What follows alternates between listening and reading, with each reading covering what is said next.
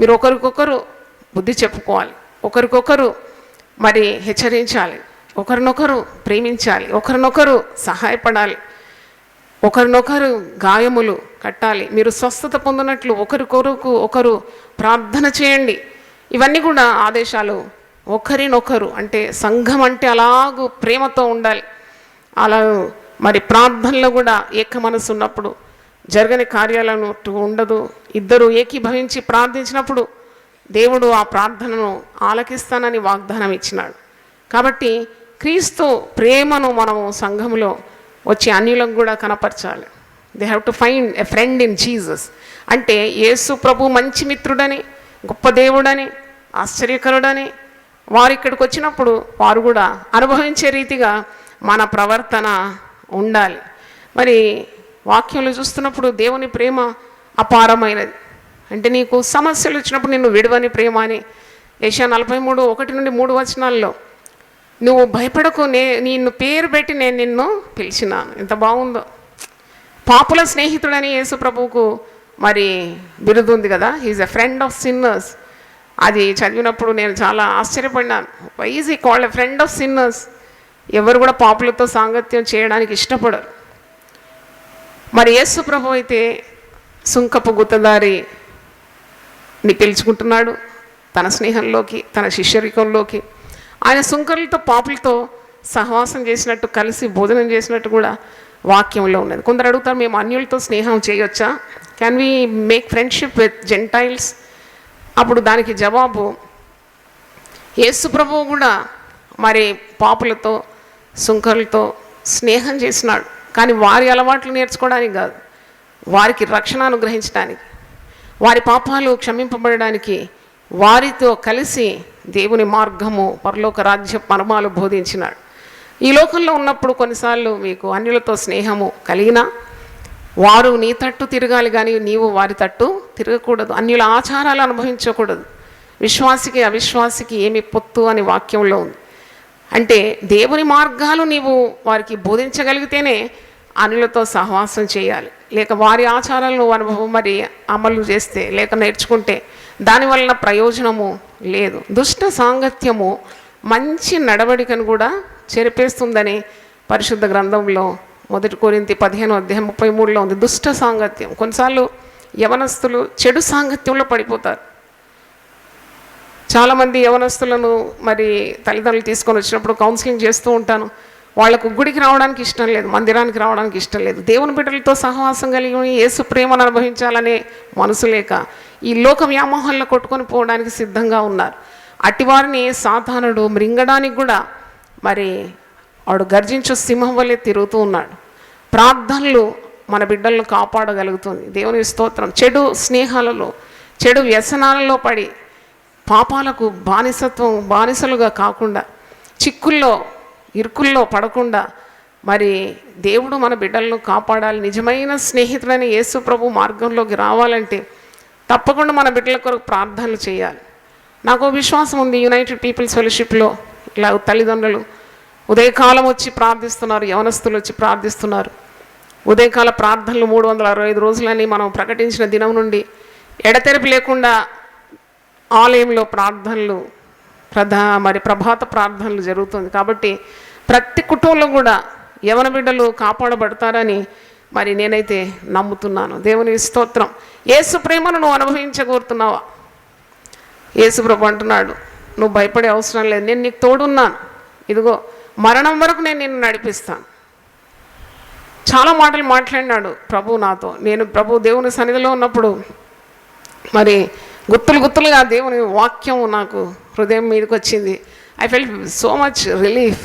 ఎవరు కూడా ఇంత మాట్లాడారు కదా.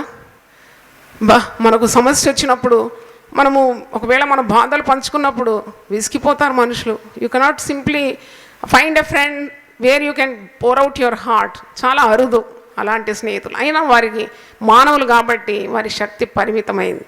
దేవునికి నువ్వు ఎంతన్నా చెప్పుకో, ఎంతన్నా ప్రార్థన చేయి, ఎంతన్నా ఏడు. ఒక వ్యక్తి ముందు నువ్వు కొద్దిగా ఏడ్చావంటే, నువ్వు నిజంగా ప్రేమించే వ్యక్తి ముందు ఏడుస్తే ఏడుపు ముఖం అంటారు, ఎప్పుడు ఏడుస్తుందని అంటారు, విసుక్కుంటారు. మన అవసరతలో వారు మన చెయ్యి వదిలిపోతారు, మన దారిద్ర్యంలో వారు మనకు తోడురారు. కానీ ప్రభు అంటున్నాడు, ఇదిగో యుగ సమాప్తి వరకు సదాకాలము నేను నీకు తోడై ఉంటాను. స్తోత్రం, హల్లెలూయా.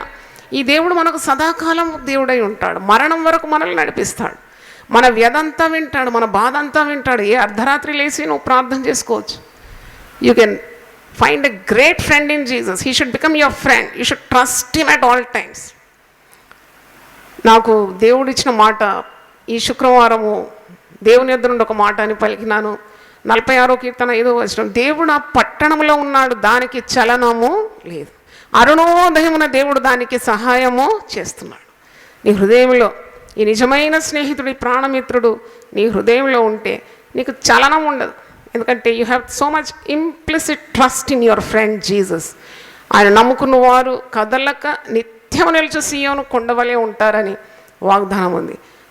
ఆయన నా కుడి పార్శ్వమందున్నాడు కాబట్టి నేను కదల్చబడను అని 16వ కీర్తనలో మీరు చూస్తారు.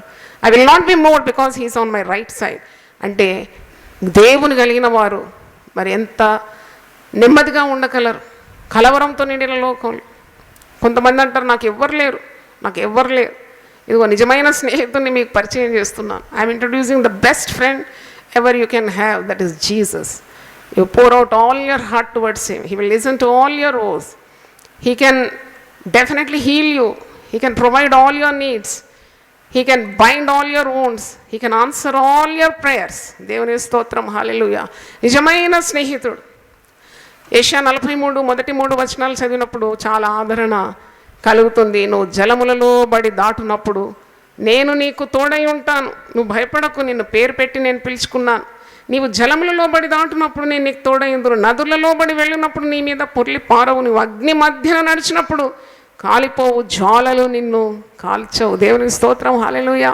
అగ్నిలో నడిచినా, నీళ్లలో దాటిపోయినా మరి ఏ అపాయము రాకుండా దేవుడు నిన్ను కాపాడగలడని వాక్యము సెలవిస్తుంది. ఈ మిత్రుడు యేసు ప్రభు నీకు నిత్య జీవాన్ని వాగ్దానం చేసినాడు.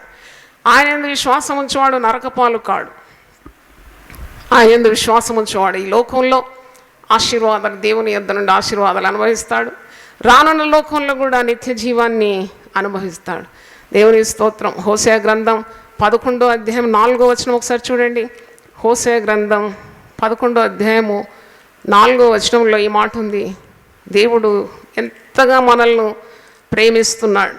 ఒకడు మనుషులను తోడుకొని పోనట్లుగా స్నేహ బంధములతో నేను వారిని బంధించి ఆకర్షించి తిని. స్నేహ బంధములతో మనల్ని బంధించి ఆకర్షించినవాడు. నిజంగా ఒకవేళ ప్రభు నన్ను ఆకర్షించకుంటే నేను ఎక్కడ ఉండేదాన్ని అని ఎప్పుడు అనుకుంటాను. Where will I would have been Lord had you not attracted me with your love. నీవు స్నేహ బంధములతో నన్ను ఆకర్షించకుంటే నేను ఎక్కడో పడి ఇప్పుడు అసలు భూమి మీద ఉండేదాన్ని కాను. ఎందుకంటే అతి వేగంగా పోయే లైఫ్ స్టైల్ నాది. మరి ఎవరు చెప్పినా వినకుండా చాలా అతి వేగంగా మరి లైఫ్ లీడ్ చేయాలని అనుకున్నాను యవన దశలో. కానీ చూడండి ఎంతగా ప్రేమించినాడు. తల్లిదండ్రుల ప్రేమ ద్వారా, ప్రార్థన ద్వారా మరి తండ్రి నన్ను ఆకర్షించినాడు. యేసు నన్ను ఆకర్షించుకున్నాడు. ఒక ధన్యజీవిగా మార్చినాడు. అనేకులకు ప్రయోజనకరమైన ఒక వ్యక్తిగా నన్ను మార్చినాడు. కేవలం అది నా శక్తి ద్వారా కాదు, కేవలము దేవుని ప్రేమ నా పట్ల అని నేను ఒప్పుకుంటున్నాను. దేవుని స్తోత్రం, హల్లెలూయా. స్నేహబంధములతో నిన్ను ఆకర్షిస్తున్నాడు. మరి ఆయన ఒక మనుషుడు తోడుకొని పోవునట్లు, మనుషుడు చేయి బట్టి నడిపించినట్లు. అంతకుముందు 3వ వచనంలో ఉంది, ఎఫ్రాయిమును చెయ్యి పట్టుకొని వానికి నడక నేర్పిన వాడను నేనే, వారిని కౌగలించుకున్న వాడను నేనే వారిని స్వస్థపరిచిన వాడనైనను ఆ సంగతి వారికి మనసు పట్టలేదు. ఎన్నిసార్లు ఎన్ని అవాంఛనీయ సంఘటనలు, రోగాలు, దుఃఖము, అపజయాలు, కృంగుదల, మోసాలు, నమ్ముకున్నవారు మోసం చేయడం, విడిచి వెళ్ళడం, ఇలాంటివన్నీ కూడా ఎదుర్కోవడానికి మరి యేసు ప్రేమ ఎంత చాలినది అని అనిపిస్తుంది. చెయ్యి పట్టి నడక నేర్పించడం అంటే నీకు ఆలోచన చెప్పడం, నీ మీద దృష్టి ఉంచి నీకు ఆలోచన చెప్పి అడుగడుగున ఆయన కౌన్సిలింగ్ అన్నమాట. ఇది తగదు, ఇది తగింది, ఈ అడుగు వేయి, నేను నిన్ను ఆశీర్వదిస్తాను, ఇది ప్రజలకు బోధించు, వారు దీవింపబడతారు, ఇలాగ చేయి అలాగ చేయి అంటే ఇలాంటి గొప్ప ప్రేమ యేసు ప్రేమ. దేవునికి స్తోత్రం, హల్లెలూయా. మరి మనం ఈ లోకంలో ఉన్నప్పుడు యేసు ప్రేమ మనకు చాలినది. అంటే ఒకవేళ నిన్ను ప్రేమించడానికి తల్లిదండ్రులు లేరేమో, భర్త లేడేమో. కొందరు విధవరాళ్ళు భర్త లేనప్పుడు పరపురుషుల ఆశ్రయాన్ని కోరుతారు, శాపగ్రస్తులుగా మారిపోతారు. Don't turn for human love. చూడండి, ఒకవేళ నీ భర్త ఈ లోకం నుండి దాటిపోయినా ఎంత మంచి వాగ్దానం ఉన్నది. విధవరాళ్ళందరూ దేవుణ్ణి ఆశ్రయించాలని ఒక కట్టడం ఉంది ఇర్మియా గ్రంథములో. Let all the widows look to me as there husband. యెషయా 54:5 నిన్ను సృజించిన వాడు నీకు భర్త అయి ఉన్నాడు, సైన్యములకు అధిపతి యెహోవా అని అతని పేరు. ఇశ్రాయేలు పరిశుద్ధ దేవుడు, ఆయన సర్వలోకానికి రక్షకుడు. నువ్వు ఎవరిని వెతుకుతున్నావు? నీ ఆశలన్నీ అడి ఆశలైపోతుంది, జాగ్రత్త. ఒకవేళ భర్త లేడు, నీకు సహాయకుడు లేకుంటే నీ హృదయాన్ని యేసు ప్రభువుకు అప్పగించేసి ఆయన నిన్ను చూసుకుంటాడు. తప్పకుండా నీ పిల్లల్ని ఆశీర్వదిస్తాడు. సంసారి పిల్లల కంటే విడవబడిన దాని పిల్లలు అధికమవుతారని యెషయా 54:1 ఉంది. హల్లెలూయా. కనుక మానవ ప్రేమ కొరకు తహతహలాడడం అది వట్టి వెర్రితనమని గ్రహించాలి. అందుకే దేవుని గురించిన జ్ఞానము కొందరికి లేదు అని పౌలు సంఘాన్ని గద్దిస్తున్నాడు కొరింథీ సంఘంలో. మీకు బుద్ధి కలగడానికి నేను చెప్తున్నాను, మీకు సిగ్గు కలగడానికి చెప్తున్నాను అంటాడు పౌలు. ప్రేమతో ఉన్న గద్దింపులవి. ఎందుకంటే మీరు చెడు సాంగత్యాలు చేస్తున్నారు, పాపానికి బానిసలైపోతున్నారు, మనిషి ప్రేమ కొరకు అల్లాడిపోతున్నారు. వట్టి మోసమే కదా, వట్టి మోసమే కదా. ఈ మధ్యలోనే వార్తల్లో చదివినాను, ఇంటర్నెట్ చాటింగ్ ద్వారా స్నేహము మరి వృద్ధి పొందిందంట. ఇద్దరు యవనస్తులకు, ఒక అమ్మాయి ఒక అబ్బాయి ప్రేమించుకున్నారట. అసలు ముక్కు ముఖం కూడా చూడకుండా ప్రేమ. అసలైన విశ్వాసం ఏమో వాళ్ళకు. అంటే ఆ వ్యక్తిని చూడలేదు, ఆ వ్యక్తి ఎవరో తెలియదు, ప్రేమలో పడిపోయినారట. దాని తర్వాత వారు ఇద్దరిని ప్రేమించుకున్నారు. కొన్ని నెలలు దాటిన తర్వాత ఆమె గర్భిణీ అయిపోయింది. గర్భిణీ అయిపోతే ఆమె ఒత్తిడి చేయడం ఆరంభించింది, నన్ను వివాహం ఆడాలి, you have to marry me. అప్పుడు వాడు అంటున్నాడు, నువ్వు ఇప్పుడు కాదు, నేను వివాహం చేసుకోను, నువ్వు గర్భస్రావం చేయాల్సిందే. మా వివాహానికి ఒప్పుకోవడం లేదు. అప్పుడు ఆమె చాలా ఉద్యోగ స్థలానికి వచ్చి ఆమె మరి నోరు బారేసుకొని అరుస్తూ ఉన్నప్పుడు ఒక మాట చెప్పినాడు, సరే పలానా స్థలానికి రా, మనం మాట్లాడుకుందామంటే ఈమె చాలా ఆశతో వెళ్ళింది. అక్కడ వెళ్ళింది, ఒక రూమ్లోకి ఆమెను తీసుకొని వెళ్ళినాడు. గుడ్డలు కుక్కినాడు, నోట్లో గొంతు నులిమేసినాడు, ఆమె ప్రాణం పోయింది. చూడండి, ఎంతగా వ్యక్తిని ప్రేమిస్తే వచ్చిన ఫలం ఏంటి? She had to face death being pregnant. చూడండి, అంత మోసం. కాబట్టి చాలా జాగ్రత్తగా ఉండాలి. జీవితం పాడు చేసుకోకూడదు. యవన బిడ్డలు దేవుని వాక్యం వెలుగులో నడుచుకోవాలి. దేవుని వాక్యం విన్నప్పుడు వెలుగు వెల్లడి అవుతుందంట, చీకటిలో కూడా వెలుగు కలుగుతుందంట. దేవుని వాక్యాన్ని శ్రద్ధగా వింటే ఇలాంటి చిక్కుల్లో ఎప్పుడు కూడా చిక్కుకోం. దేవుడు జ్ఞానం ఇస్తాడు. యవన బిడ్డలు చక్కగా దేవుని వాక్యాన్ని శ్రద్ధగా వింటే పాపానికి దూరంగా ఉంటారు. నీ ధర్మశాస్త్రము నా హృదయంలో ఉన్నది గనుక నా అడుగులు జారవాట. దేవుని స్తోత్రం, హల్లెలూయా. అవును, అడుగులు జారకుండా కాపాడేది పరిశుద్ధమైన దేవుని వాక్యం. కాబట్టి దేవుని మార్గంలో నడుచుకోవడానికి మనం నేర్చుకోవాలి. చెడు వ్యసనాలు, చెడు స్నేహము, మరి దేవుని చిత్త ప్రకారం కాకుండా ఉన్న ఫ్రెండ్షిప్స్.